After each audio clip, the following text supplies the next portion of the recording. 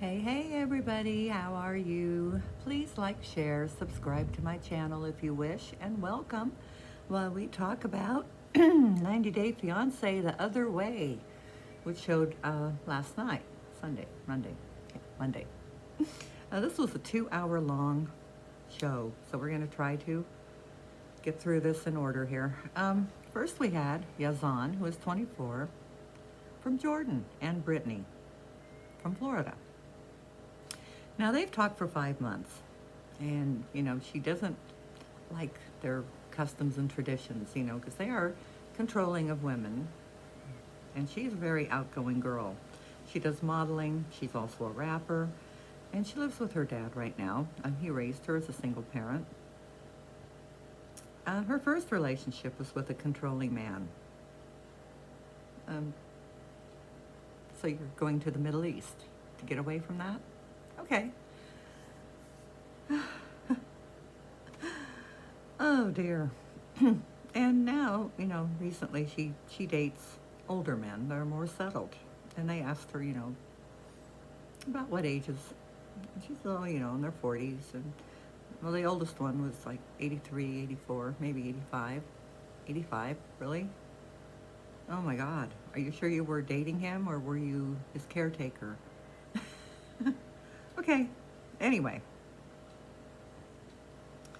Her sister lived above Yazan's sister, and him and Brittany caught a glimpse of each other when he was video chatting his sister one day, and it was just love at first sight. And he actually sent her money to come visit, and after a week, he proposed to her. Now, she hasn't told anyone yet that she's moving, so she's going to approach this with her father. And she made dinner, and they're sitting there, and she's telling him about it, and he doesn't look happy at all. He says this is very scary for him, as it would for any parent when your daughter's moving halfway around the world into a culture that you don't fully understand, in a country you don't really know, and you have no friends there, and if something happens, how are you going to get her home? Not unlogical. She says she's concerned about some of the laws, because treating women badly is not only a custom, it's also a law. Women have no rights. So then we have a throwback, Jenny and Sumi, and I'm not sure. Last time she called him Sumi, Summit. So we're going to call him Sum. Just make it easy. Now, Jenny has come back after their big blow up, and she found out he was married, and the in-laws and the wife and his family, everybody showed up at their little apartment and scared the bejeebers out of her. She came back home to her daughters, and she's been staying there because she has no money, because she sold everything, quit her job. She had nothing. Everything she had, she took with her to India. She came home with nothing. So,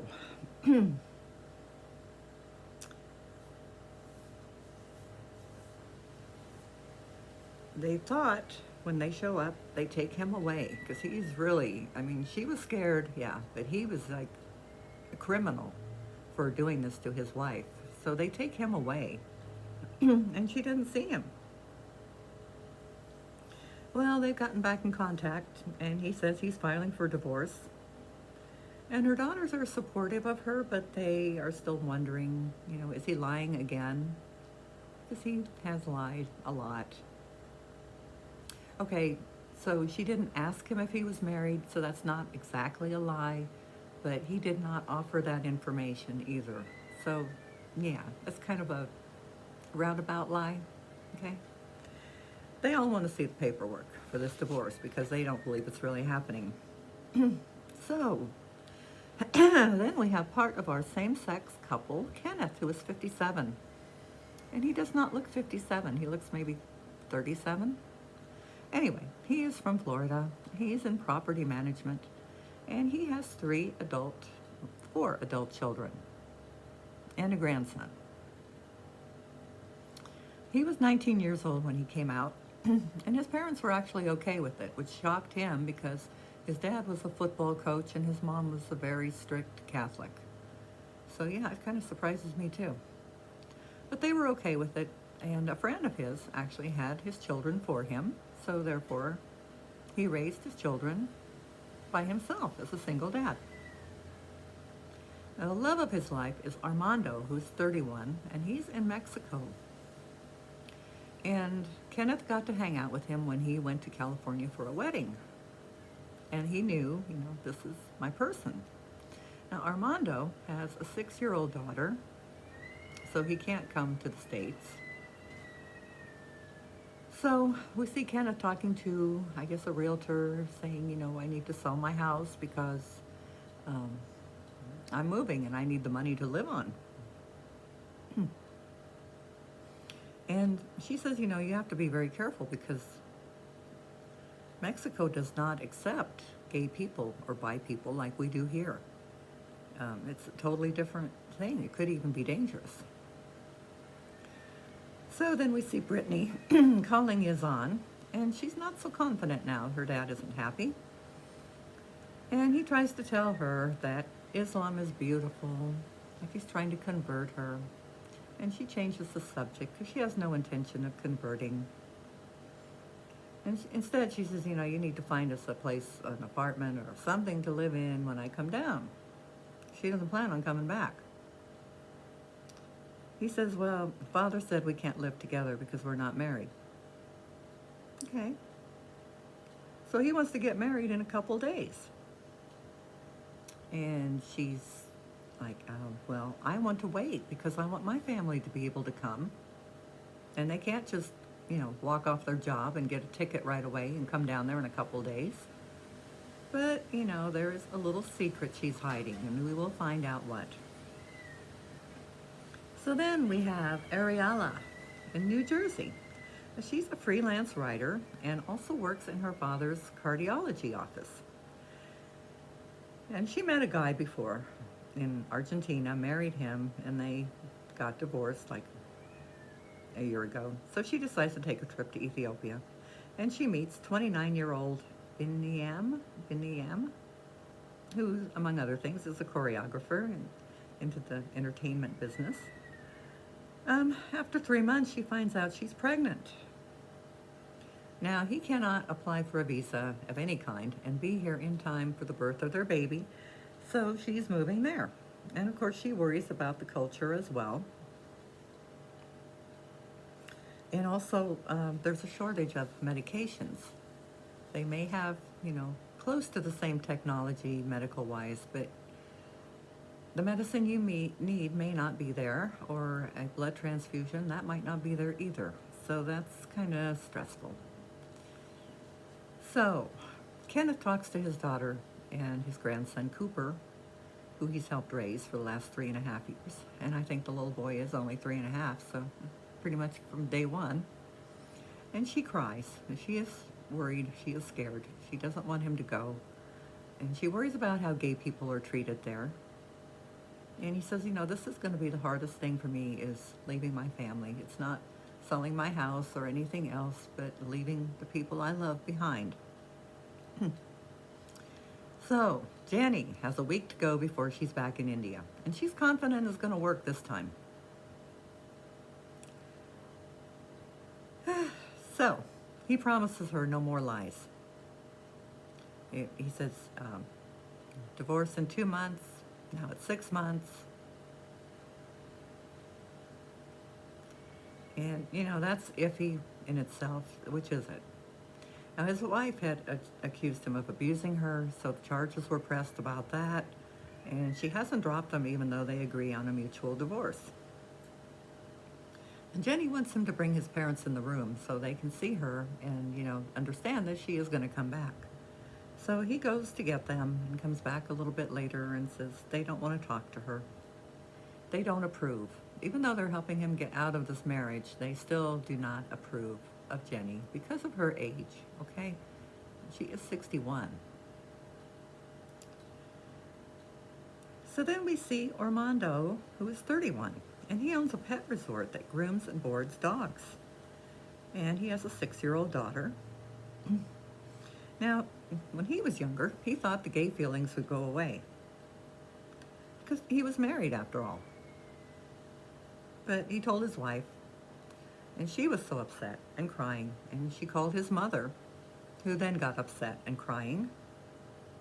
How can this be? You're married, you know.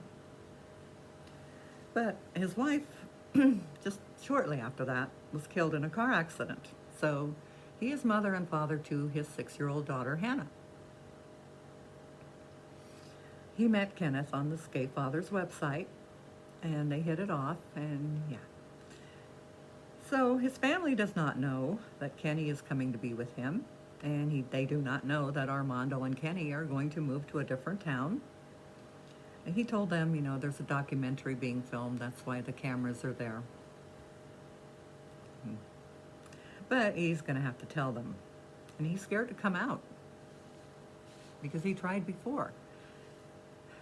And everybody cried. So now we have Ariella's mom, who is taking her to a doctor appointment. And she is very sad that she will not be able to see the birth of her grandchild. They go to the appointment, and she tells the doctor about her plan to go to Nigeria. Now, her due date is Christmas Day, and I don't know what time of year they were filming this. Doctor says, you know, if you're going in a week or whatever, you have about 2 to 3 weeks to make up your mind if you're having the baby there. Because if not, you need to come back. After that, you should not travel.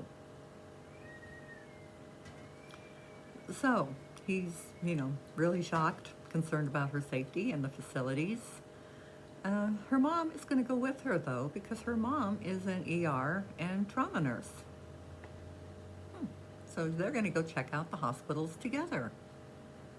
So her mom is a nurse, her dad's a cardiology person, and nobody told this girl about birth control. Okay.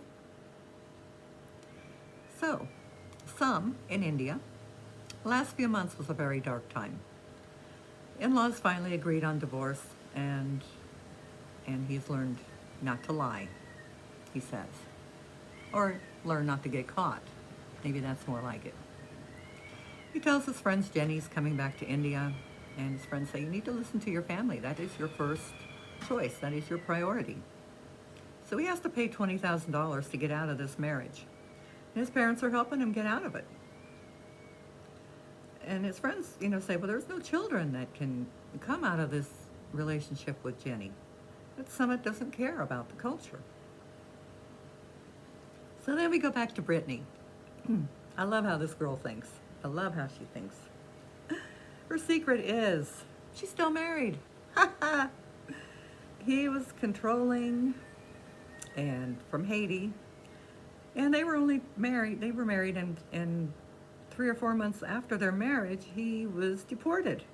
So she just forgot about him. So she asked how long, you know, to wait before she can actually divorce this guy, because she just, you know, put him in the back of her mind and didn't think about him. And she's told 6 to 10 months. And his family, Yazan's family, and him are thinking they're going to be married within a couple of days. Now, that's quite a spread. You can't stall 6 to 10 months when they're planning on a wedding in a week. So this is going to get good.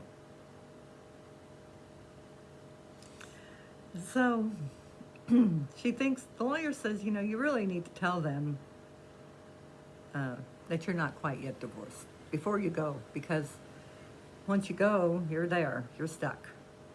So she agrees that probably the better thing to do. So Jenny goes to see her financial planner and lets him know that she is going to India again. He asks her about everything that happened, and she tells him, you know, that she went there and with every dime she had, and even closed out her 401k, the whole thing. And come to find out, he's married, and this guy is just like, what? Holy smokes, you know.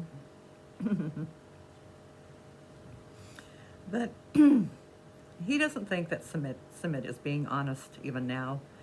But Jenny wants to draw her Social Security early, which would give her, I think they said, about $650, and her estimating for rent, utilities, food, so on is about $575. So they would have about $75 left for extra expenses, which isn't much. And she says, well, he's not working right now, but he needs to get a job. He's 32 years old. Yeah, he needs to get a job. He should have already had one. He should have been working for like the last 12 years. I mean, come on. Okay, calm down. So Armando tells his sister that Kenny is moving to Mexico, and he feels, his sister will probably support him. But she starts crying too. He tells her he's gay, and, said she hurt him by saying he was a sinner. She doesn't understand because he was married and he has a child. But he says, well, I am going to be leaving and I will be with Kenny. So, she doesn't want him to go, but he says he needs to live his life. But now he has to tell his parents. Now, I am thinking, can they not come up with any new storylines here? We have another same-sex couple. We have the free-spirited American girl going to the Middle East, not knowing exactly the laws and the customs, and being married too, which is a big no-no. That's kind of like Rebecca and Syed. Yeah, and then we have, what's her name? What's her name? The little pregnant girl. Where is she at? Ariella. Going to Africa to decide if she wants to have her baby there or not. Isn't that kind of like a Ronald and Tiffany thing? And Jenny and Sumit have already been there, so we already know their story. They're just carrying on their tradition. So on this season, we did not see Devin and Jahoon, who I actually do like this couple. I think they are just really great together. So I guess next time we will see what is going on with all of them and see how things go with these other couples. So thank you guys. Have a good day. I will talk to you later. Bye.